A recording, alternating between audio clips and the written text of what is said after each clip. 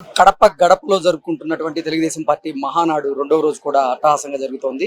ఈ రెండవ రోజు కూడా తెలుగుదేశం పార్టీ కొన్ని కీలకమైనటువంటి తీర్మానాలను ప్రవేశపెట్టినటువంటి నేపథ్యంలో అందులో భాగంగానే నారా లోకేష్ గారికి తెలుగుదేశం పార్టీ వర్కింగ్ ప్రెసిడెంట్గా కీలక పదవి దక్కబోతుందనేటువంటి ప్రచారం జరుగుతున్న నేపథ్యంలో ఈ ప్రచారంలో వాస్తవం ఉందా లేదా అనేది మనం తెలుసుకునేటువంటి ప్రయత్నం చేద్దాం. ప్రస్తుతం మనతో పాటు ఉన్నారు ఆంధ్రప్రదేశ్ మంత్రివర్యులు కొల్లు రవీంద్ర గారు. సార్తో మాట్లాడదాం. రవీంద్ర గారు నమస్తే. రెండవ రోజు తెలుగుదేశం పార్టీ ఎన్నో కీలకమైనటువంటి తీర్మానాలను ప్రవేశపెట్టింది.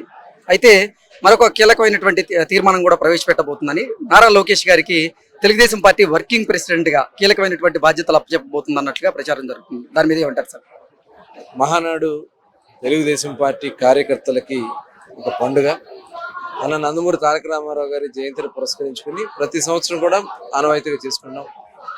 సంస్థాగతంగా పార్టీ నిర్మాణం దగ్గర నుంచి తీర్మానాలన్నీ కూడా గ్రామస్థాయి నుంచి చేసుకోవడం, అవన్నీ కూడా ప్రభుత్వం అమలు చేయటం, ఇది ఆనవాయితీగా వస్తున్న సంప్రదాయం. ఈసారి ఫస్ట్ టైం కడపలో 43 సంవత్సరాల తెలుగుదేశం పార్టీ స్థాపించిన తర్వాత ఫస్ట్ టైం కడపలో చేసుకున్నాం. చక్కటి వాతావరణంలో జరుగుతుంది.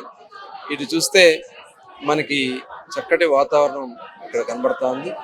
అలాగే నిన్న 6 శాసనాలను కూడా ప్రవేశపెట్టుకోవడం, అవన్నీ కూడా చర్చించడం, నాయకులు కార్యకర్తలు కూడా దీంట్లో కేడర్ కూడా చర్చించే కార్యక్రమం జరగడం అనేది చాలా అద్భుతంగా జరిగింది. నిన్న అవన్నీ కూడా ఆమోదింపు చేసుకున్నాం.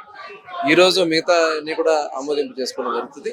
రేపు బహిరంగ సభ ద్వారా ముఖ్యమంత్రి గారు ఆ సభా వేదిక నుంచి రాష్ట్ర ప్రయోజనాలను ఏ రకంగా భవిష్యత్తు ముందుకు తీసుకెళ్ళబోతున్నాం, ఇంటిగ్రేటెడ్ గా అటు టెక్నాలజీని కూడా ఉపయోగించి ఏ రకంగా ముందుకెళ్ళబోతున్నాం, అలాగే ఇటు అన్ని అభివృద్ధి వికేంద్రీకరణ ఏ రకంగా చెప్పడం అన్ని కూడా ముఖ్యమంత్రి గారి వేదిక ద్వారా తెలియజేయడం జరుగుతుంది.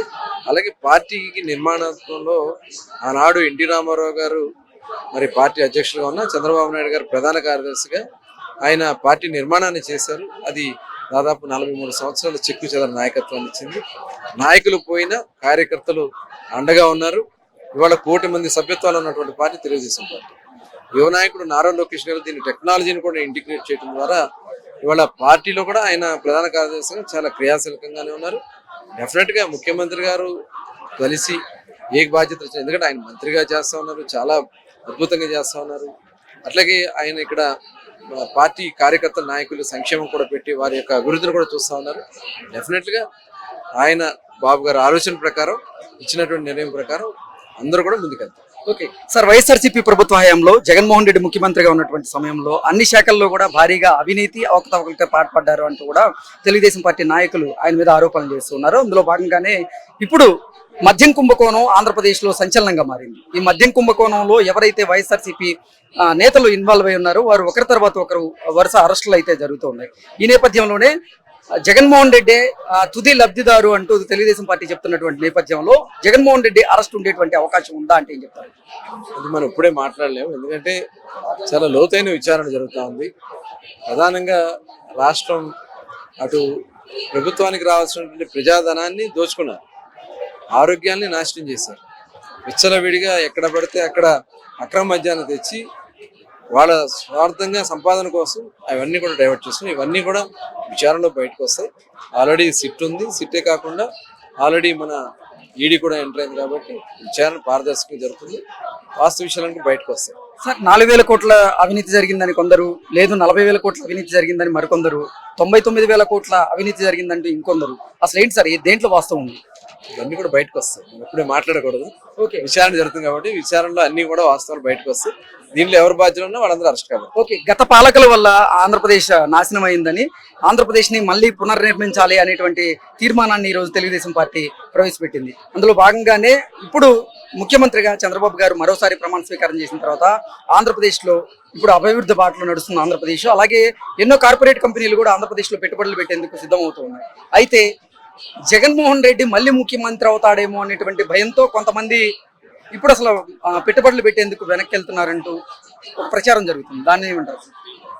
ఎందుకంటే కావాలని ప్రచారం చేసుకుంటాడు, అతను తెలిసిందే. ఇప్పుడు అందుకనే ఈ సభ ద్వారా ప్రతి కార్యకర్త, ఎందుకంటే ప్రతి కార్యకర్త నాయకులు కూడా ప్రభుత్వ కార్యక్రమాల్లో భాగస్వాములు కాదు. ప్రభుత్వానికి అటు ప్రజలకి అనుసంధానంగా కార్యకర్తలు నడవాల్సినటువంటి అవసరం ఉంది. కార్యకర్తే సుప్రీం, పార్టీనే సుప్రీం.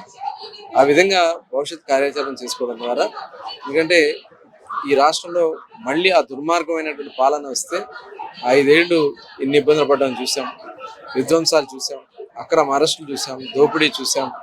కాబట్టి ప్రజలు కూడా సిద్ధంగానే ఉన్నారు. ఇవాళ మళ్ళీ కులాలని మతాలని రకరకాలుగా చిచ్చులు పెట్టాలని ప్రయత్నం చేస్తా ఉన్నారు. అవన్నీ కూడా తిప్పుకొట్టాల్సిన అవసరం ఉంది. ప్రతి ఒక్క ప్రజల్ని చైతన్యపరచాల్సిన అవసరం ఉంది. ఆ బాధ్యత ప్రతి కార్యకర్త తీసుకోవాలనేది ముఖ్యమంత్రి గారి యొక్క ఆలోచన. Okay, thank you sir.